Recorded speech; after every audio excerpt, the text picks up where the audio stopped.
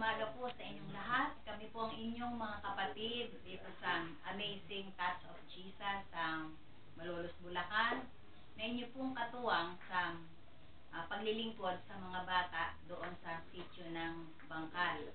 Yung pong mga bata doon ay talagang kapos na kapos po sa maraming bagay.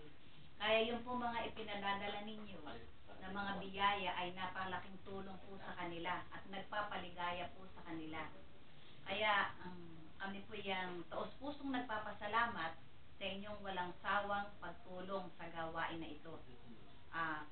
Kulang po yung aming kakayahan para maipagpatuloy ang gawain na ito. Kaya yung pong inyong pagiging kabahagi namin ay napakalaki pong tulong yun. Kaya napagpapatuloy ang gawain na ito. At ang Panginoon po'y may pangako sa kanyang salita na yung pong mga lingkod niya na tumutulong sa nangangailangan, ang pangako po ng Panginoon ay lalo kayong payayamanin sa lahat ng bagay.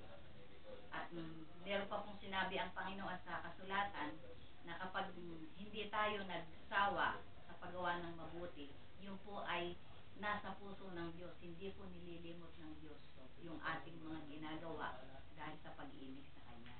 Kaya muli po ay amin pong ipinaabot sa inyo ang aming pong taos-pusong pasalamat, mabiyayang Pasko po sa inyong lahat dyan, sa bawat mga member ng Phil-American United Christian Church at sa inyo pong mga pamilya.